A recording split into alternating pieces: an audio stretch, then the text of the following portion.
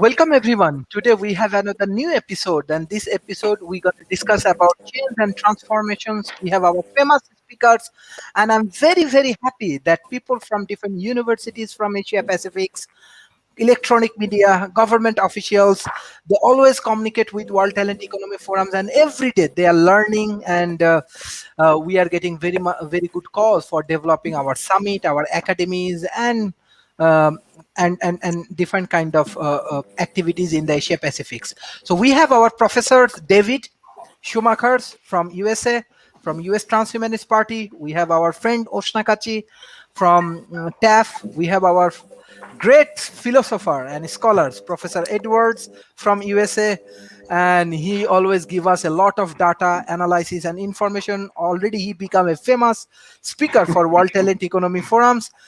And we have our transforming citizen from Malaysia to Vietnam, and famous corporate personalities with lot of experience in halal angel networks. I think in the first world there is a big demand about halal business, halal financing. He's a great scholars and industrial person who can analyze on that points. So we will discuss many issues, but we focus on change and transformation. I want to start from Professor Edward. How do you want to analyze today's point? Then Mr. Ramlan, then Professor David, and Oshnagachi. Okay, well, thanks as always. Your show is excellent, and really, you are one of the great transformers. So let's get that out of the way first. When you talk about transformation, I mean, ultimately, you have to talk about transforming yourself. But I'm going to be a little bit more practical at the moment. We can talk about businesses transforming themselves, or we can talk about political regimes and countries and cultures transforming themselves. Companies always have a problem because once they're successful, they have in place personnel, they have in place practices and the like. And often it's difficult for a company to transform itself when market demand changes, when technology, especially in an age of exponential technology, changes. Companies, because of their internal structures and interests of the people working there, have difficulties changing. We have successful examples. For example, Apple Computer, became one of the leading computer companies with personal computers, though they didn't have a huge share of the market in the 1980s, and they actually fired their founder, Steve Jobs. And then their creativity kind of left them, and they were continuing to go down in terms of market share. They were on the verge of bankruptcy. They brought Steve Jobs back, and Steve Jobs transformed the company by, for example, not just focusing on the past and saying, well, we're a computer company and that's our big thing. He said, let's develop new products. Let's create. The best way to predict the future is to create it. And so he created a thing called an iPod, so people could listen to 1,000 of their favorite songs on the little teeny device. But then he decided he wanted to, compete against himself and get rid of the iPod by creating the iPhone, which would basically allow you to make phone calls and to listen to your music and to take photographs and to surf the web, to go on the internet. And then he created the iPad. So he transformed the company from something that was losing to Microsoft to something that was innovative. It was a tough transition. A lot of people had to leave the company and so forth. With a company, you have a market situation where if you don't get customers, you go out of business because you don't get any money. It's much more difficult for countries. And here's where the real challenge for countries, especially in the Pacific region, have to face. Governments and bureaucracies have vested interests. There are hundreds of thousands of people working for government bureaucracies. In most cases, those government bureaucracies are terribly inefficient. And the inefficiencies come to light, especially when there are economic challenges, when there are challenges like with the COVID virus, when you have exponential technology that's basically changing the whole face of how we do business and how we manufacture products and so forth. And so this is the most difficult change, is for governments to change, because it means that whole units or whole departments of government or offices are basically a waste of time. And in fact, even worse than a waste of time and money, they actually prevent innovation. We have that in the United States. Our Food and Drug Administration, that certifies the safety and efficacy of medicines, is well-meaning, but what you see in this country is that they often keep entrepreneurs from coming up with cures for diseases. So that's the real challenge. I'll just mention that in 1989 and 1990, I was a part of delegations that went to what was then the Soviet Union, which was very shaky at the time, to work on exactly that, to work with dissidents on how do you transition from a centrally planned communist country or communist regime that was not only authoritarian, totalitarian, but was so inefficient it was cracking up. How do you make that transition?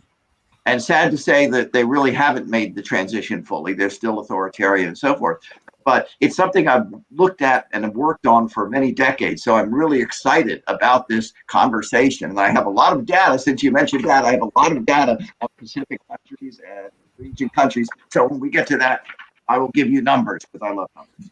Thank you, professors. We have our new guest, Savitlana from Switzerland. She is working for impact investment, and they are one of the best for organizations running for impact investment, and they are also our partner for World Talent Economy Forums. Soon, we're gonna arrange some sort of training for Asia Pacific, especially for impact investment. So, Mr. Ramlan. Hi Uh, everyone. Yes. Yes, Hello. yes. Hello. So I want to ask questions, Mr. Ramlan, then Madam Savitlana. So, Mr. Ramlan, how do you want to analyze change and transformations in terms of Asia Pacific, and what's going on inside Vietnam, even in your halal investment and halal business? What's going on inside? How do you want to analyze two these things? Thank you, Sharif. And a very good evening to everyone. Yeah. Um, it's a bit funny because I'm from Malaysia. Came to Vietnam 2 years ago. I sort of doing transformation for myself. Um, I started with the Halal Industry Development Corporation in Malaysia, and when I came to Vietnam, that was in 2018. I look at Vietnam has all the potential of being the food hub for Organization of Islamic Countries, or OIC. What Vietnam has is the agriculture, the aquaculture, but I think for them to move into a new market, because their traditional partners has always been China, India, some European countries, and Russia. Um, but for Vietnam to go into other markets, namely, like I mentioned, the Muslim market, which is comprises of 57 countries with 1.8 billion Muslim, they must have this what we call this halal economy and halal compliance. And I started a company 2 years ago, and I thought, in a way of to help the Vietnam government, economy, the people of 98 million population currently. I'm taking a bold step by coming into a country which are different from Malaysia. We're very democratic country, but in Vietnam the systems are different. But what I realized after 2 years, um, uh, either it's halal economy or whatever you want to call it, as long as the products can be sold, people are very adaptive. So my state coming in all the way from Malaysia, I took this knowledge based halal, introducing it to the Vietnamese community and business community. I started here in Ho Chi Minh, or the old name is Saigon, and so far has been very good. I've been doing capacity building, I've been doing branding, I've been doing promotion. Um, I've not seen the lights of the revenue yet, but otherwise the transformation aspect. getting all the agricultural products into the different market sectors for Vietnam is WIP, work in progress. So that's my take, Sharif, Mhm. so far. Thank you, thank you, Madam Savitlana. You are one of the expert for impact investment, and your team actually working around the world. Already, I think you and Mr. Ben win some award from different part of the world. I want to congratulate you and Mr. Ben, and Thanks, Sharif. yes, Thanks. and especially I also observe your TV show, and you are creating great impact with your impact investment activities. So yes, how do you want to analyze today's topic, change and transformation? Well, change it's not always easy, and I think humans have it in the blood that change is usually painful. But what we are trying to do is to show that change for creation of positive social and environmental impact is actually beneficial for everyone, right? So you can do both, you can do business and impact at the same time, and it's not painful, but it's beneficial for various stakeholders, whoever is involved. And with this is why we created the TV show. This is why I teach at the universities or working with projects directly. So transformation is very important nowadays, and we've seen that a little virus like COVID is transforming lives of everyone on the planet. And it doesn't matter if you are in Europe, if you are in India, if you are in Asia, if you are wherever you are, right? So transformation will happen. The question is, will you be prepared for that or not? So with impact investing, we also help financial institutions to transform, because transformations happen in every level. So in business, in financial sector, for just simple people, even if they are not entrepreneurs or in finance, it is happening. So we are trying to help people to embrace it and create sustainable life, which can be positive for our environment, for societies around. And of course, it is also fun to transform. So we are trying to show that. Mhm. Thank you, thank you, Professor David. So you are from transhumanist parties, and they have a lot of technology, science, and engineering, and they are trying to transforming the society and many interesting things. So how do you want to analyze today's topic? Well, thank you, Sharif. That's a perfect lead into where I wanted to go with this topic today. The topic heading, of course, is change and transformation. And my perspective of change and transformation does come from two key areas. As you already pointed out, transhumanism is one, and then spending a long career and continuing to spend a long career in information technology, which sees a lot of change and a lot of transformation. Many times people will use those words interchangeably. I even checked a few dictionaries that their definition between change and transformation rolled those terms together. My experience is that change and transformation are different, and maybe some of those differences are important. Uh, Change I've seen usually comes from external pressures. So an external pressure could be something like COVID-19 that's happened, or it can be a change in market direction, or it can be a number of external things.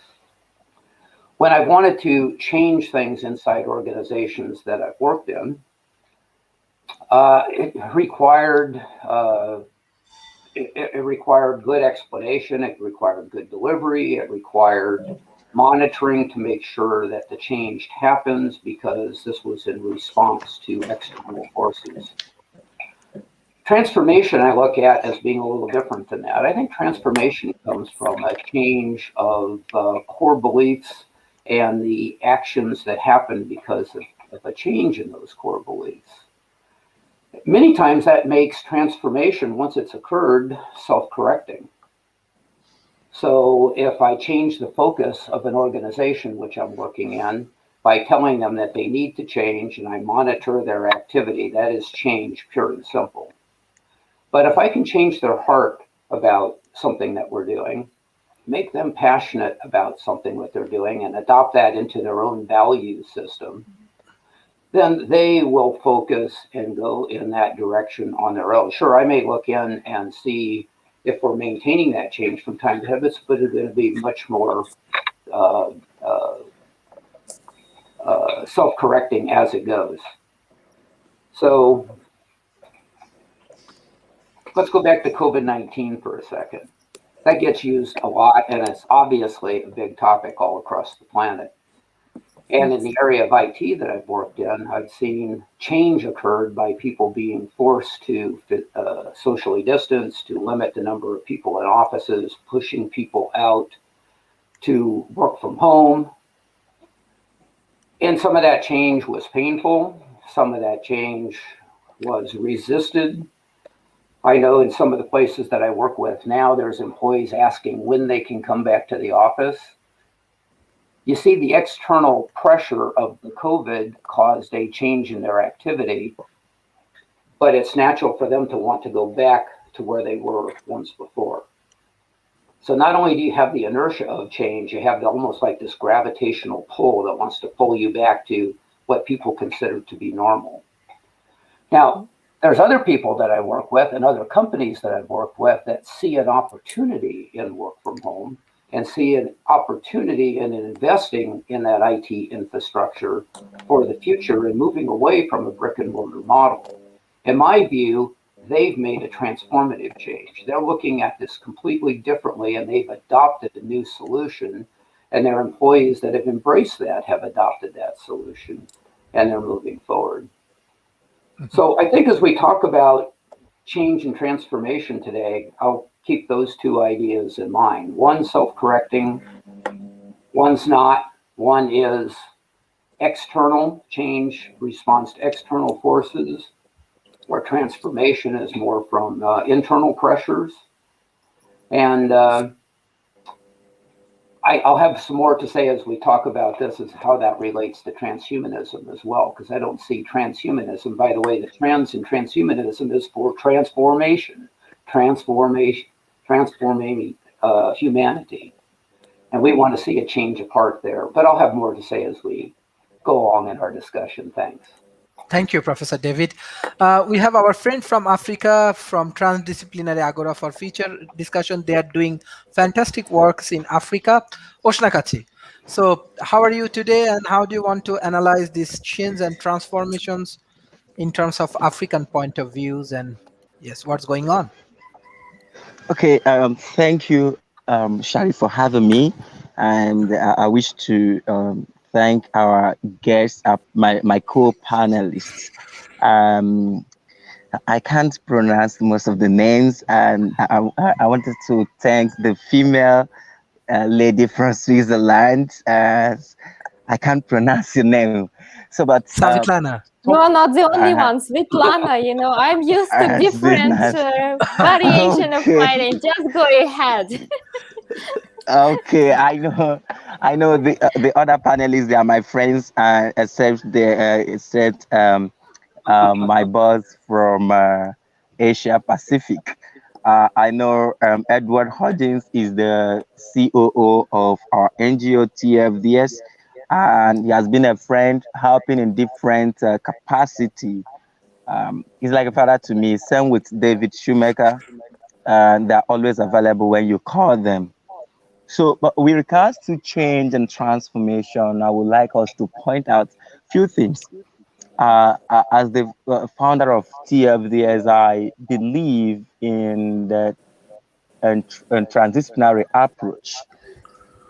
So I think that change and transformation is a collective responsibility. It's not something that you leave for a specific set of people. Like we think that the the politicians or those in government agencies are left with the responsibility of making our society better, but they have failed us. But I'll categorize this into change and transformation. I'll categorize it into two parts. I believe that for us to look at it comprehensively, we need to look at it from the micro viewpoint and the macro viewpoint. Now, it starts from the individual person. So the way we relate to issues also have a long way in impacting our society. That means, as microcosm, we need to also learn how to position ourselves in the world. We need to learn how to relate with others. And if we do that, we'll be impacted because most people now are looking at being influential as against being impactful. So you say if you are impactful, you will treat others as people having existential locus in the world. So now, if you take this, you can translate it to the macro viewpoint, the organization, the groups, and the companies where you belong. Now, with good character, because good character leads to good governance. You can't be expecting good governance or good administration with someone with bad character. So I believe that when we want to talk about change and transformation, we need to go back to ourselves. We need to put ourselves. Character formation is very important. Ethical reference is very important. Moral undertone is very important. We must learn how to behave very well. We must learn how to treat others right. So for us to do that, we cannot get that from one discipline. We cannot get it. So now it moves to transdisciplinary because a single based approach in understanding and translating reality will always lead to complexities. So that is where transdisciplinary approach comes in. So we must learn how to look at it holistically and not just from a micro approach. So as we proceed, I will be making other contributions so that we'll have a very good, interesting conversation. Thank you. Thank you, Oshnakachi. Professor Edwards, you want to share few datas and information regarding Asia Pacific, I think, about transformations and these things. And I have a specific questions like what area, even in this COVID-19 periods, like you think it will transform more? Like our whole ecosystem will be changed, or some area like our energy, our academic policies, our healthcare system, what area will be changed more? Well, if I really knew that, I would probably be rich because I would invest in those companies and would be in a lot better shape than I'm in now. But seriously, we talked about this, and especially with my colleague David there and others, about the opportunities to transform, to take the terrible situation of COVID and to actually use it to our advantage. And for example, I think in healthcare is the most important area where we can see a path towards transformation. In the Western countries and in the United States, for example, we really don't have a healthcare system. We have a sick care system, meaning that once you get sick, then you can go to the doctor, and maybe that's when the insurance will kick in, and you know whether it's government provided insurance or private insurance, that's when it will pay for, you'll be compensated for going to the doctor or getting an operation because you're already sick. What the COVID crisis has shown us is, first of all, the importance of getting a system that is more flexible in terms of allowing researchers to quickly develop, which they do fairly well, and get out cures, or in this case, vaccines. In our country, for example, it takes something like 10 to 12 years at a cost of $3 billion to get a new product from research laboratory to patient. And a lot of that is because we have an antiquated drug approval system. And so I see that as an area where we're going to see reforms, and especially with wearable technology, for example, where instead of going to a doctor, you simply wear a little ring or something like this, and so you're being diagnosed in real time. Healthcare is one of the areas where we have the most possibility. Also, as you suggested, as David has suggested, we're seeing a complete reshuffling of how we do work in not only this country, but in other countries as well. To what extent will people simply save time, money, and if you really care about this sort of thing, it would be better for perhaps the environment if you're not sitting in traffic for 45 minutes trying to go to your office, as opposed to sitting here and doing it like we're doing. or what I suspect you're going to see probably in the next 5 to 10 years. And I'm looking forward to this, Sharif. What we're going to be doing in 5 or 10 years is we're going to be holograms. We're going to be like sitting in a lounge, and I'll be seeing you in real time, and Svetlana and David and so forth, as if we're in a room. And now that doesn't mean that we don't want to work, see each other in person, so we can have a drink or have coffee together and all. But I see workplace changes as being very important as well. And I could go into more of those, but David, I know, is very interested in this, and I bow to his wisdom. But the other thing I'll say is this. I have a little bit of experience. Perhaps being slightly older means that I have a little bit of history, I like to think. And as I mentioned, I've worked since the 80s on transformation in less developed countries. And that included, for example, the Soviet Union when it was the Soviet Union and falling apart, and as well as in other countries as well. And you do see this pattern in the last, say, 30 to 40 years, where countries have seen their centralized systems, being very simply not only not serving the people, but in danger of collapse. And that's what happened in the Soviet Union. But you saw, for example, in Vietnam, it's interesting because America, of course, fought a war in Vietnam. In 1975, we just decided enough, we're not going to do it anymore. We pulled out, the communists won. And then by 1986, I believe it was, they had the Doi More reforms and essentially have been moving towards a free market ever since. So in a sense, you might say America lost the war, but really we won the war because Vietnam said, well, if we really want to prosper, we can't have this centralized system. We have to go to a different system. And what you've seen in Vietnam since 1986 is a lot of economic progress because they transformed.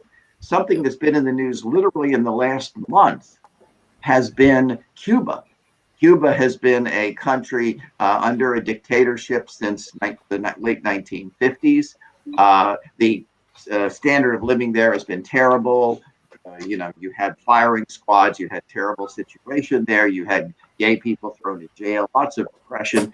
But what's happened in the last literally couple of years, and especially in the last month, is they've decided if we want to live in the 21st century and be part of the transformed world, we have to transform our economies. We have no choice. And so I look at numbers and I see, for example, that in the Index of Economic Freedom, in the crucial area of rule of law, which is essentially how much a regime protects entrepreneurs as opposed to oppresses entrepreneurs, Singapore does the best. Singapore is the freest, economically freest country in the world. Interestingly, Malaysia has done quite well in this area under rule of law. They have good protection of property rights, a more or less independent judiciary, and government integrity, not as good, but, it's not as corrupt as some others. Indonesia doesn't do that bad, but it's a little bit further down. Vietnam is progressing, still not as well as it should be, but for example, they only get a 50 out of 100 for protecting property in Vietnam. Unfortunately, Nigeria, it does very poorly in this area, protecting property rights, independent judiciary, government integrity.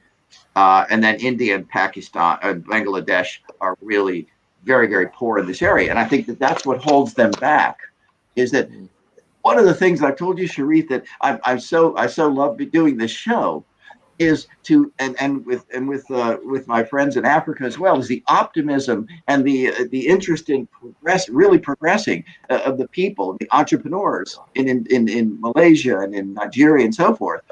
What's holding them back is they have a system that's in place that's often corrupt that simply keeps them from progressing. And so I look at the examples of the Soviet Union, which didn't make the transition very well, Eastern Europe that made the transition a lot better, especially Estonia, for example, Vietnam, which is making the transition even as we speak, and Cuba is making the transition. So I look at this transformation. I'm trying, and I see the importance of focusing on how do you change the government regulation so that entrepreneurs can flourish.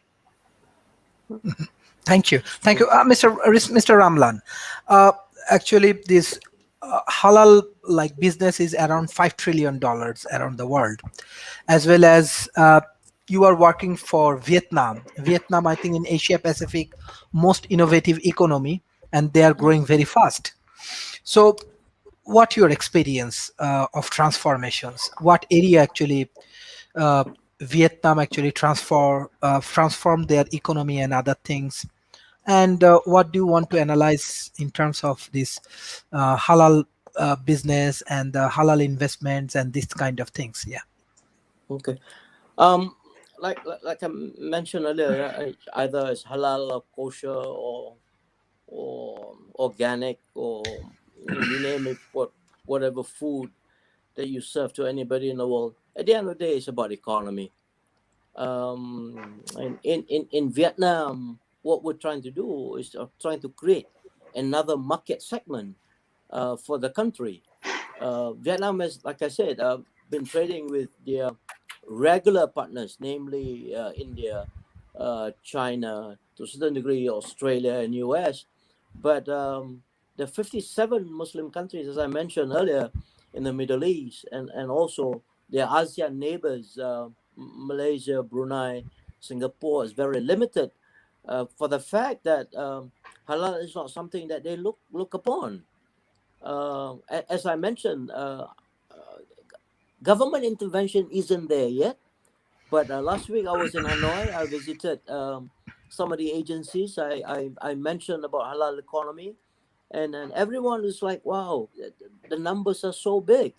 Yeah, because 1.8 billion, two-thirds of the population in the world are Muslim, and but again, to me, halal is not only about a culture and religion. Halal is Mhm. about the quality of food, the products that you possess, and you present it to any market segment. If you have done well and you have good manufacturing practice, you got hazard analysis, critical control point, ISO, BSI, you name it, all these international standards, the chances are consumers around the world will purchase it. So my role is to give Vietnam another gateway. I'm a small guy. I've started the company on my own. No government intervention. No one is helping me. I took my central provident funds. It's just like during retirement age, you've got some amount of money, and I took it here, and I thought, well, this be something to do in two prongs.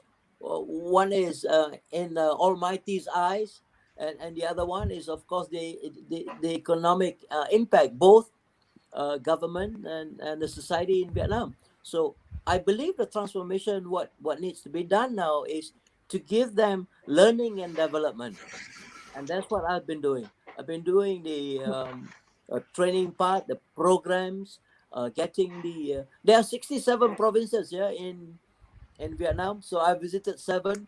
I don't know how long it's going to take me to visit 60 more.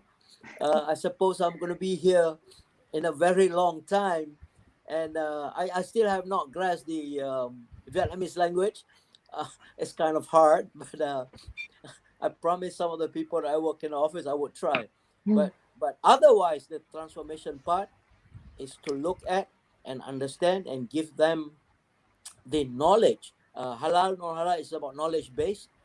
So that's what I've been trying to do in the last 2 years, is to engage more communities, government agencies, and businesses in Vietnam, so that they can look at halal as a new frontier for them.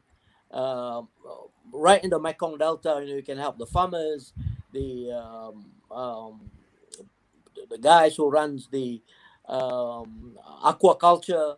So these are the people that we're trying to do, is to make sure that they see there's another angle of the economy, which is the halal economy. That's what I'm trying to do. Mhm. Thank you, Mr. Ramlan. Madam Savitlana, you are working with impact investment, and this is very important thing right now, even in this COVID-19 situation, sustainable development goals, climate change, many things actually happening. I think USA to Europe, even Malaysia, everyone right now focusing on SDGs as well as climate change issues. So, like, how people can get more benefit from impact investment, especially from entrepreneurs from Asia Pacific, like Mr. Ramlans and other Mhm, people, those mhm. who are doing business in Asia Pacific, like country like Malaysia, Vietnam, Singapore. Yes. Right, right. I mean, maybe is everyone aware it's all about impact investing, what we are talking about? Maybe I should just very briefly define for those who hear it for the first time. So when we talk about impact investments, it's investments which create positive social and environmental impact beside financial return. So we are not talking about philanthropy, which creates only impact but no financial return. We are not talking about traditional investments, which only care about the profit. So it's in the middle, yeah, right there. And usually the companies where impact investors invest, they have an underlying mission. And this mission is defined by sustainable development goals, right? So usually they try to solve one or several. It also happens. One of those goals, like accessible education, action for climate change, for oceans, and so on. So primarily they have a mission, but they are financially self-sustainable. So they must be innovative in order to be able to deliver impact to society and environment, and be financially self-sustainable, so also provide return to investors. So this is how we define impact investing.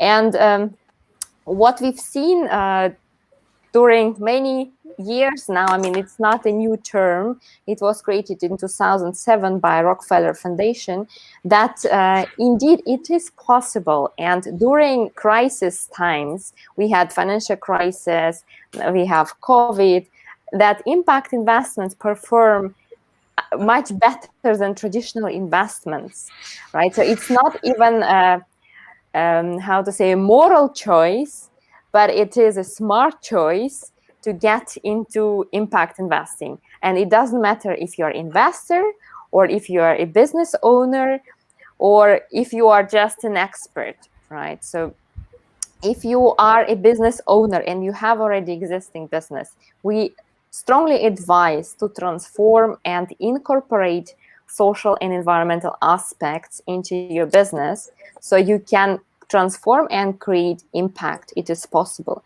If you are a project as well, if you didn't think about it, please do incorporate SDGs into your business model. It is very important for long-term development. Also, if you want to attract employees, you know, nowadays people want to do something meaningful.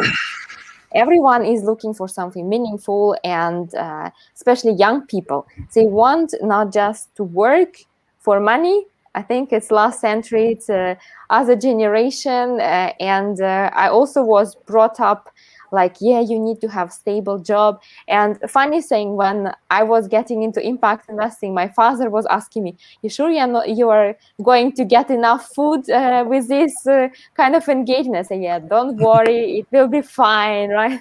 So, and when I teach to young people, 2 weeks back, I was teaching at the University of Neuchâtel online, right? So it's also part of transformation. People now are learning also online. I was teaching 30 students. They learn 1.5 hour heavy lecture on impact investing. And they were not even banking students. They were sociology students who had no idea about finance. So it's really, everyone can benefit from that. The problem is that we are dealing here with a wicked problem, so highly complex problem. And it doesn't matter if we talk about climate change or other SDGs, it is complex. Otherwise, you would have solved it already, right? So wicked problem is a problem which has a lot of stakeholders. If you act, maybe you create even negative impact on the other side of the world. So this is why we need to collaborate, as we are interconnected. So everything is interconnected here, right? Correct. And this is why also to make impact investing the new normal, that everyone would know about it, that everyone could invest and engage. There's various stakeholders which needs to be engaged and act accordingly. I see education is very crucial, right? Even here in Switzerland, students are still not provided with lecture on impact investing. I'm just a guest lecturer jumping from one university to the other. They don't have a professor which would be teaching about that, right? Governments, we need enabling policies for impact investing to be the new normal. we also need financial regulation, which would stimulate banks to transform. And you were talking with Mr. Ramlan about how much it was, 3 trillions, was it correct? Yes, 3 trillions. So around the world, there are around 25,000 licensed banks, which manage 150 trillion US dollars, or maybe even more. So it's a statistic, right? So this money, at least if we would get 1 or 5% into impact investing, we could solve all the SDGs gradually, So the money is there, the technology is there, just the match is not yet happening efficiently. So we could really tackle all these challenges that we are facing. And we need strong collaboration, what I see, and especially businesses. So we are teaching actually on the 1st of April, everyone who wants to learn how to build your profitable business with impact or how to scale it, you're very welcome to join the course. So we created also this platform, which you see, chamomile.ch, where we unite the ecosystem. So investors can find projects, experts can engage for projects, or even like if you're a newcomer, you're also most welcome to learn. So people can learn, connect, engage, and invest for the benefit of future generations. And I think I stop here, otherwise Sharif will be looking at me.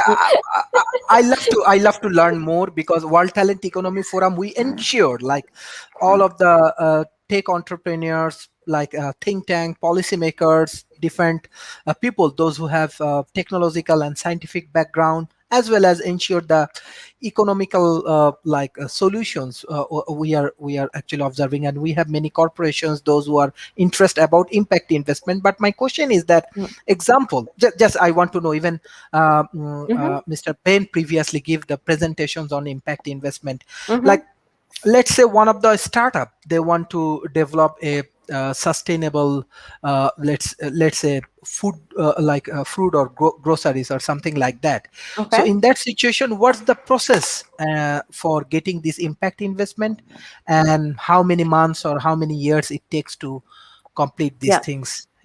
I mean, we exactly teach that, like there are certain steps which you need to consider if you are a project. Like the first is, okay, what is your mission? What are SDG? What is your idea about that? So how do you incorporate it in your business? You need to define a business structure. It's very important. Business processes. We need to create successful pitch decks also for you, that it's very clear what are you talking about to investors. You need to find your investors and select them accordingly, because it's very important to align your values, so what you are trying to achieve in the world, the impact, and find an investor which matches with this. And this makes your life much easier, because he would engage for the long term and be there even if it's a hard time like COVID, right? So we know investors which were helping projects additionally if it's needed, because they believe in the mission. It's not only about profit for them, right? So it's very important how to find the right investor. And to fundraise, it's very different, but it can take 3 months, 6 months, up to 1 year to find the right investor. It depends on the stage of the project. It can be very early stage where you need to find angel investors or maybe donors. If you are growing at a growing stage, you can approach impact investors, you can approach impact investing funds, some foundations, and so on, right? And so it's a process. There are steps to follow, and we are teaching those steps. If you do it right, it's not a rocket science. It's much easier than build a spaceship or something. And this is why we are teaching and want to scale it. We used to work one-to-one with projects, but then we are very limited. Like, okay, we take 2-3 projects at a time until they are not done with their funds, until they didn't get it. We don't take new ones. What we do now is we gather them together, and we teach them in groups, so they do their fundraising themselves. And actually, we have very good results, right? So people are capable to learn, they're capable to find investors, they're capable to transform the business models and be successful in what they're doing. And it's also about passion. So we want to realize your dreams. Mhm. It's Yes. very Okay. important to see what's your passion also to Okay. Thank you, Madam Savitlana. Professor David, what the technological transformation happening in USA and yes. Well, that's actually a very exciting subject. There is a lot of technical transformation that's going on, and you can read about that in MIT Review. You can read about that in so many places. Where I get really excited about it is where I see new technologies that become innovations, that become products and services, that become something that help each and every one of us as individuals. I promised to talk a little bit more about the Transhumanist Party earlier, so I can work that into this discussion as well, because that's a big part of what we're about, which is transforming humanity for the better through the use of science and technology, and especially in the area of health.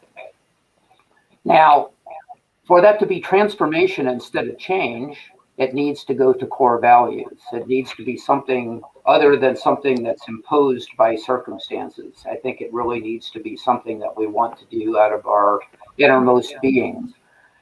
And while that can be difficult to talk about, there are some things that we can do to help with that. So, for example, I'm encouraged to see that the younger generation has much more interest, as was pointed out by the person that talked previous to me, about the kind of business that they work for. That maybe the maximum amount of money they make is not their driving factor, but how they feel about their job, what they're doing, and having a comfortable standard of living. And we're seeing that in investing circles. I like this idea of impact investing.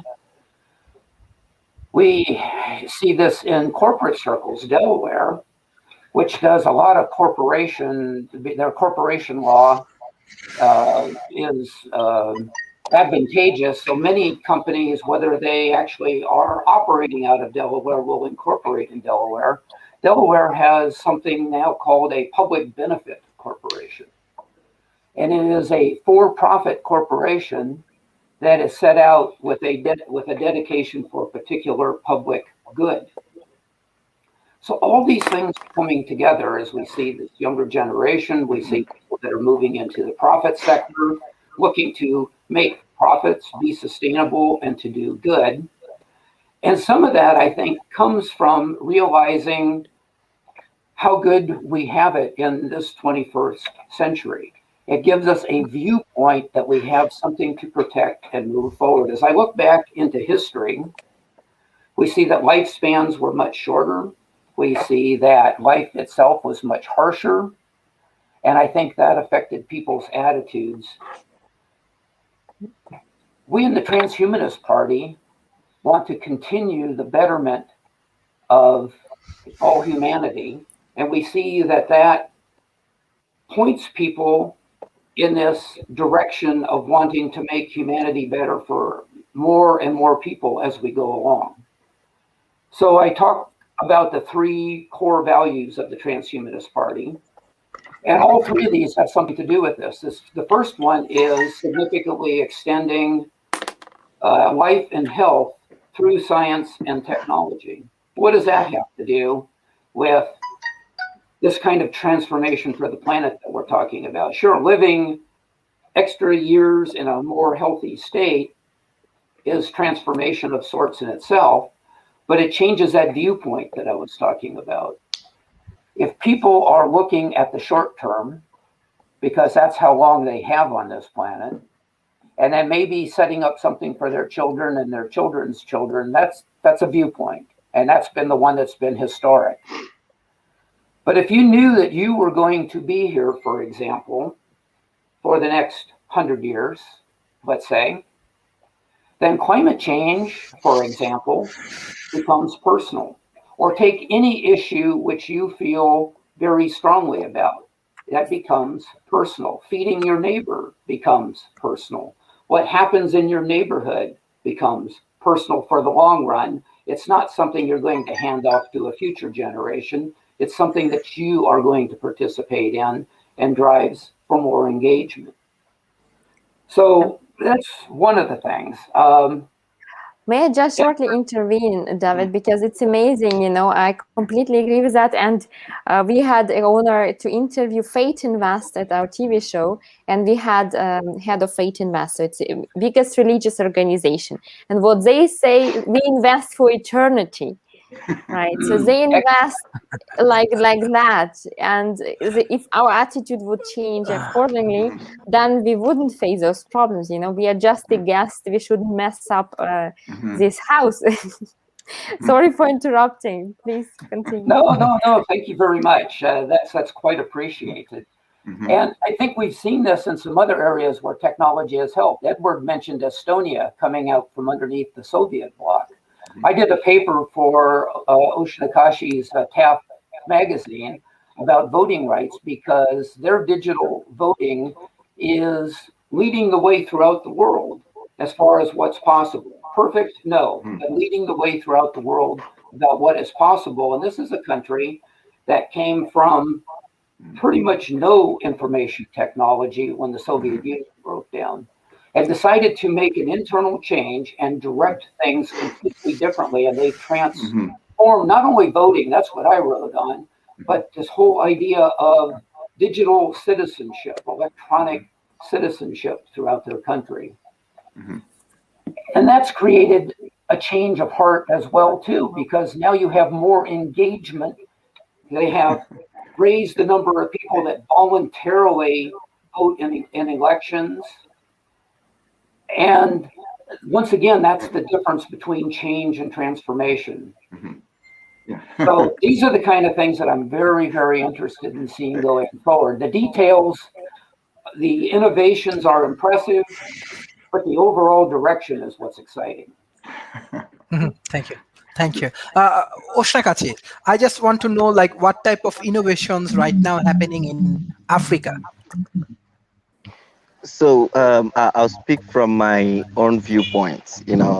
I work with staffs, and one of our current uh, program is hinged on building the gateway in and out of Africa. So it's a way of impacting the African citizens. Now, there is a mistake that people might have been making in the past.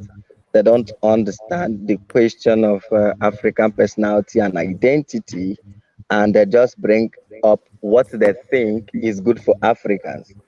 So it's only Africans that can say this is what is good for us because they understand where the issue is suffering or is causing them problems. So we are doing this through our TFDS Academy of the Future. We want to look into future courses. We want to see a way of preparing Africans for a perfect leapfrog. So, in the age of technology, people, if you don't understand the usage and application of it, there will be a kind of complexities. And if you read some of the works of Gennady Storilov and some of the USTP articles, you will see that there is this tendency of scarcity as we plunge into the age of abundance. Because even now, if you are looking for information, if you are not well acquainted with a particular scope, particular niche, you want to Google it in the internet, you will see a lot of information. You don't know the exact one to choose. That is scarcity amidst abundance. So we've been working hard enough to see a way of helping people understand these things. We wrote the book recently, which Edward actually co-authored. That is the copy, he is with it. So that's Seizing Our Singularity Future. It's purely based, focused on Africa.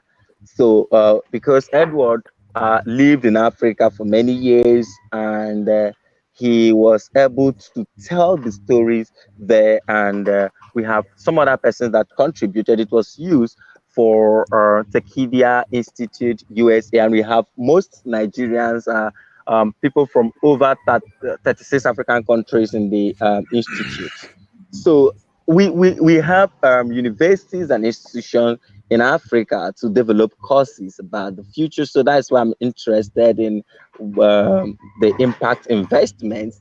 I'm really interested. I was busy writing down things because I think there's a need for collaboration, and we're also planning to collaborate with the Waterline Economic Forum. They have been of helping in promoting these ideas. So we are looking for a way of reducing this knowledge, making it for people in high schools, colleges, for them to really understand and know how to translate some of these ideas, because that is the most important thing.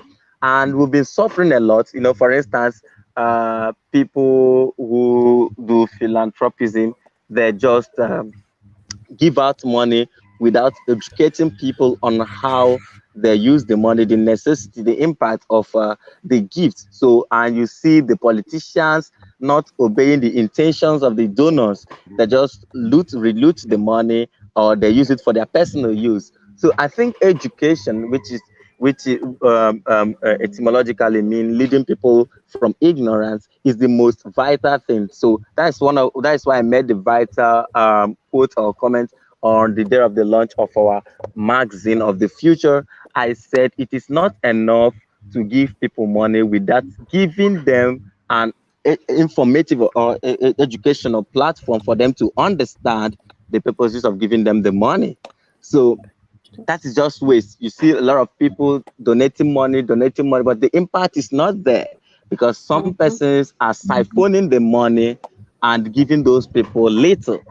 So, but if you understand, the highest and the best gift you can give to anyone is education.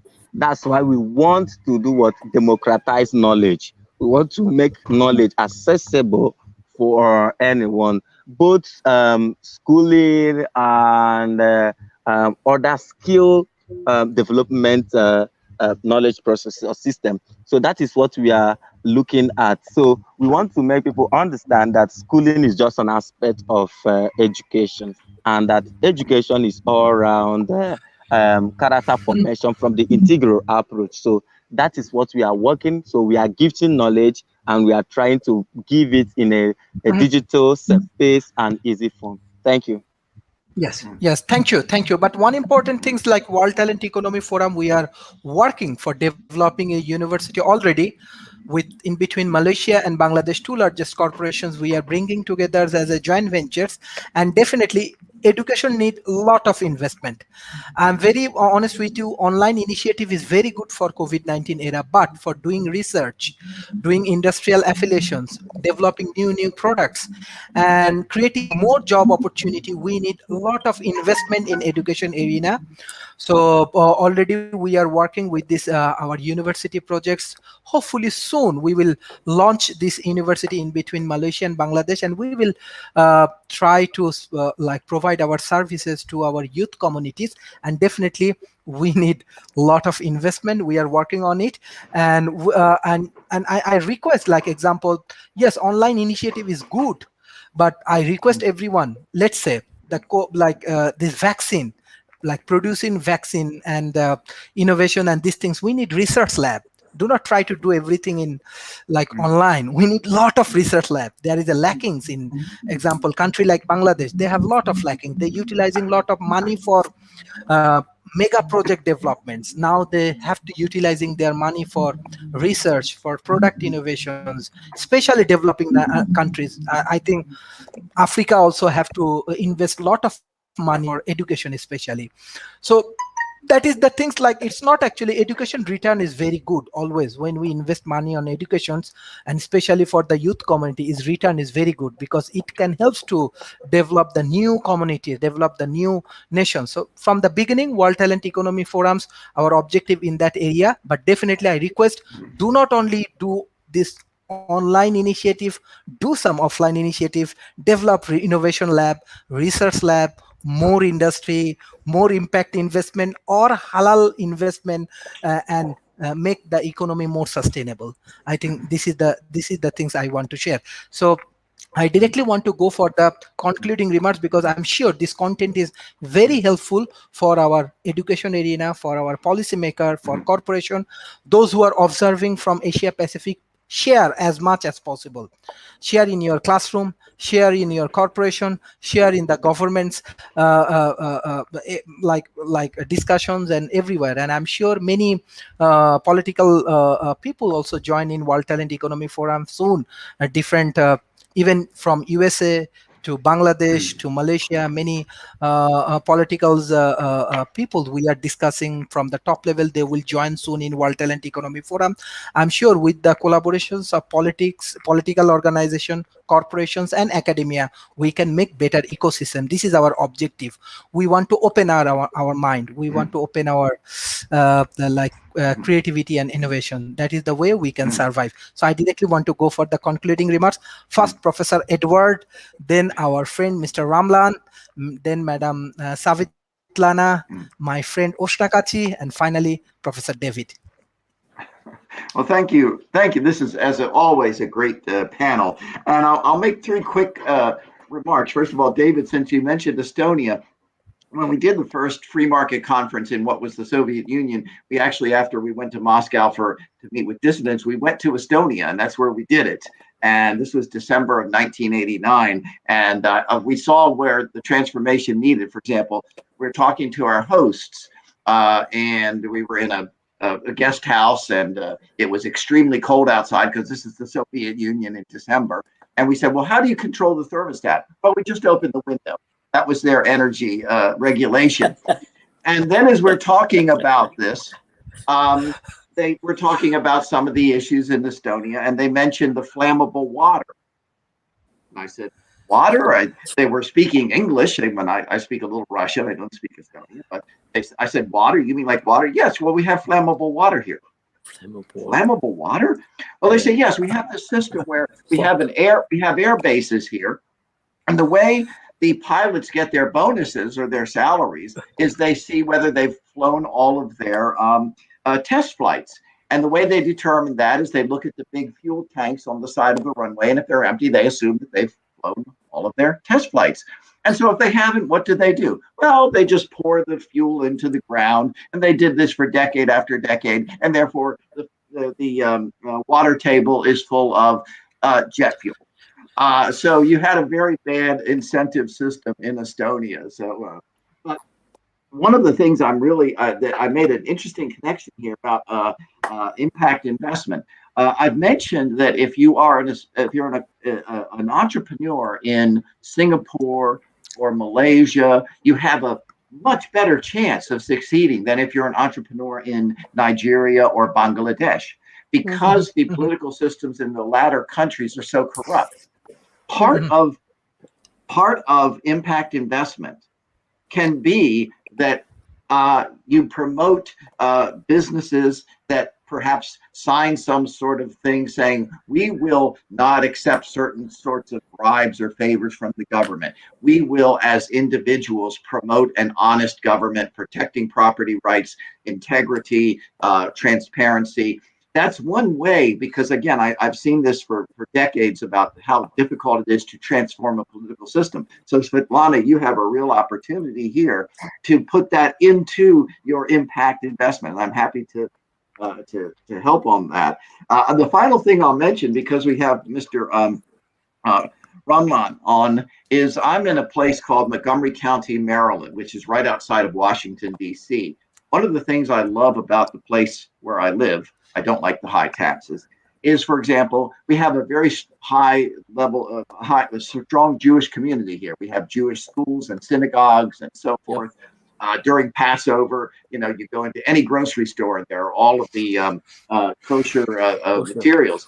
Also, if I go just a mile or two from where I live, we have lots of halal meat markets and places like that, where the Muslims live next to and work next to the Jews without fighting each other. Where I live right now in Rockville, Maryland, we have a very strong Asian community. And in fact, the little elementary school where my kids go, they have a Chinese immersion program. So we have these East Asians, Chinese and so forth, right over here are my neighbors. And Yeah. I love this cosmopolitan situation where Yes. we don't live in conflict. We live in Correct. cooperation, and Yes. we all benefit. And instead of fighting and so forth, that's my vision of the world. Yeah. Right Beautiful. here in my little community. So I just wanted to end with that hopefully positive note. Beautiful. Thank you. Beautiful. Yes, just Professor Edward, I want to add one point specifically Mhm. for Asia, from Asia Pacific, economic tigers for upcoming economic tiger for me, I think Vietnam. Even in Mhm. South Asia, like upcoming tigers for economic tigers in Bangladesh. Even recently, Mr. Honorable Mhm. Prime Minister from Narendra Modi from India, even Mhm. other country they visited, even China Belt and Road Initiative. On the other hand, USA has different strategies. So I don't know like how much you know about Bangladesh, but with the help of microfinance, with the help of Mhm. different kind of NGOs, Correct. even like mobile I know Mohammed technologies and other Yunus. things. Yes, Yunus. yes, Correct. yes, mobile technology and other things. I'm sure Bangladesh economy is faster than any other economy in South Asia.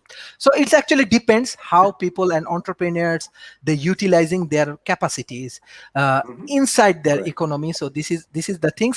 So we are also bringing from Bangladesh Prime Minister office, especially from BIDA chairman. Soon he gonna join in World Talent Economy Forum. Even from Malaysia, from Singapore, even the other countries Prime Minister office. We are discussing even your Biden administration's. I think he's one of the Mhm. chief fundraiser for his elections. They are also Mhm. interested to join after April in our climate change and this kind of initiative. So every moment we are working hard, we are learning, we are growing, and I want to give a special thanks to you and all of our panelists, those who support World Talent Economy Forums. So we want to make it more efficient, and we want to make it more dynamics with the help of all of our connections.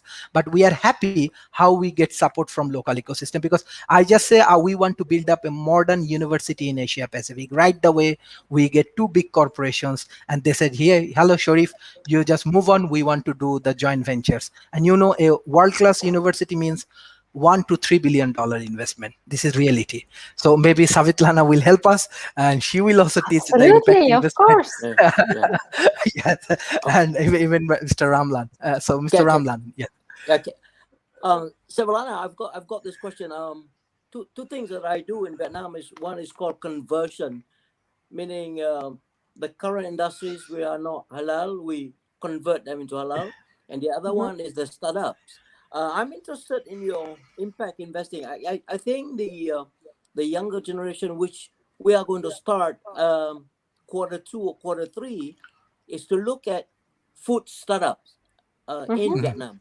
I think this is timely, yeah. The impact investing. Perhaps you want to help me. How to go into it to get the processes run correctly. yes, Mhm. I might need your email or some of your contacts so that we can look at it yes, and then have your model. It's fantastic. I'm starting it in Q2, like I said, or Q3. Yep. We have got about 10 youth in Vietnam. We get them to Mhm. go into the like I said, the food startup, and to have your model here will be a great help. Svalana. yes, Absolutely. I mean, Sharif, please share my email with Mr. yes, Ramlan. We can get Yes, in touch yes. and sure. discuss We are that actually partnership opportunity. organizing sessions training. Mm, Soon we will organize in between May. We are organizing this impact investment training with Mr. Ben Banerjee and Savitlana will conduct the training sessions for right, Asia Pacific entrepreneurs. So you can join with your teams in our training right. sessions, Sure. and anyone from Asia Pacific, I think they are doing a fantastic works and they are supporting our World Talent in Economy Forums as well. Yeah. Yes, yes, yes. On that note, Madam Savitla, thank you very much. yes. Thank you. Of Madam course. Savitlana. Yes. Yeah, What I the mean, concluding remarks? concluding remarks, maybe just 3 points. So I always say that finance can become the force for good. The ecosystem should collaborate in order to overcome challenges, and we need to shift the capital to private from private investors to impact investing. And what is currently happening is that we are over-reporting, we are over-regulating stuff, we are over-talking, we are overthinking about profit steal, but unfortunately we are not overacting. So I always say, like, act with impact, so start doing something on 3 levels. And it can be as a person, so you can see what kind of lifestyle do I have. As a person, you can create tremendous impact as a consumer. If you consume something, consume sustainably or not consume at all, maybe something you should not consume. You can also overconsume in impact. Or for whom are you working? Are they sustainable or not? Ask them questions about that. Or if you are having some savings or pension fund, then you can also ask, where is your money invested? Ask questions in order to raise awareness about impact investing in all areas where you can move something. You not necessarily need to have billions to create impact. I believe that one person can create enormous impact. And the third would be that, by shifting capital into impact investing, we will not only help to solve social and environmental challenges, but also add meaning and purpose, inspiration to the actors in the financial industry. I'm ex-banker, and I see there are millions of people out there, and people need meaning behind that. And all these projects, they need people from finance to make great financial plans, budgets, and so on. So it's all needed. So all the skills are needed in impact investing. I think I stop there. And of course, we are looking forward to partner if any one of the speakers would like to do so and engage to create more impact together. Thanks, Sharif, for having me today. Thank you. Oshnakachi. So start with appreciation. I thank you, Sharif, for this wonderful opportunity. I'll end it like this. I recognize the presence of my co-panelists. So I end this way. We should not ignore transdisciplinary approach in dealing with anything in life. So there should be a kind of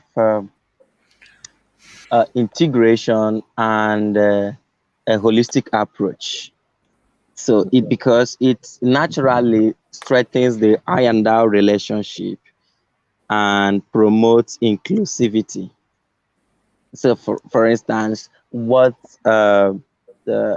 we are talking about impact now, you cannot impart whoever that doesn't understand what you are doing, the program that you are trying to push, because everyone is trying to protect the self. Because look at what is happening. I want to just make an analogy here in Africa. If anyone from Nigeria wants to share an idea with you, there is already a biased mindset. We are cognitively biased about people from Africa, people from Nigeria, people from Ghana. Once they send you an email, you are scared. You think that they are fraudsters trying to defraud you. There are people who want to get your resources from you and stuff like that. But it may not be true. But if we have if we're having this kind of discussions, you know where this information is coming from, you have this sense of filtering and trying to understand the person, we will have a better and a perfect society.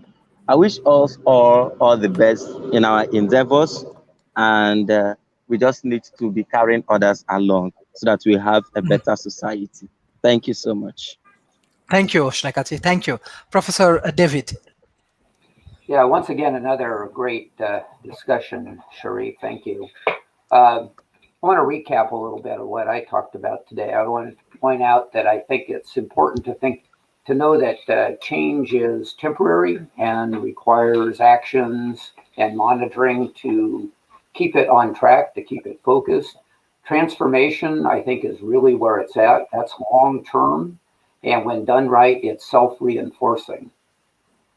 The Arizona Transhumanist Party and the United States Transhumanist Party are in this for the long term, for human betterment for everybody that wants that, and we promote that through science, health, and technology.